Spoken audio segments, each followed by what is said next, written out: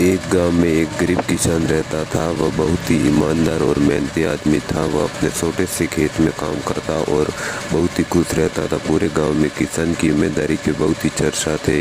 उसका एक दोस्त था जो उस गांव के राजा के यहाँ सिपाही का काम करता था। वह किसान से उसके घर रोज मिलने जाता था। एक बार राजा ने अपने दरबार में एक ऐलान किया कि उसके बगीचे में काम करने वाला एक अच्छा सा कारीगर चाहिए जो उसके बगीचे के पेड़ पौधों फूलों का ध्यान रख सके। राजा का ये ऐलान सुनकर किसान के दोस्त सिपाही ने यह सोचा कि यही मौका है कि किसान से मित्रता निभाने में उसे या बगीचे पर काम पर लगवा दूंगा। उसका वह मेरा साथ भी रहेगा एवं किसान का भला ही हो जाएगा।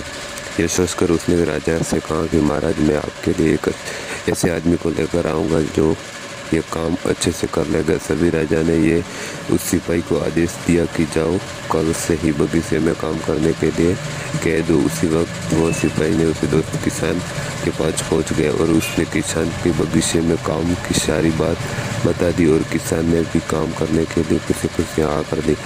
अगले ही दिन अपने दोस्त के साथ राजमहल पहुंच गया। सिपाही उसे राजा के सामने लेकर गया और राजा ने उस किसान को बगीचे की पूरी देखभाल करने का काम सौंप दिया।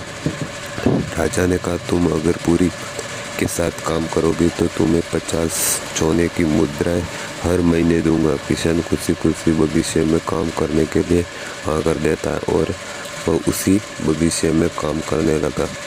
किसान बगीचे में बहुत दिल लगाकर काम करता था।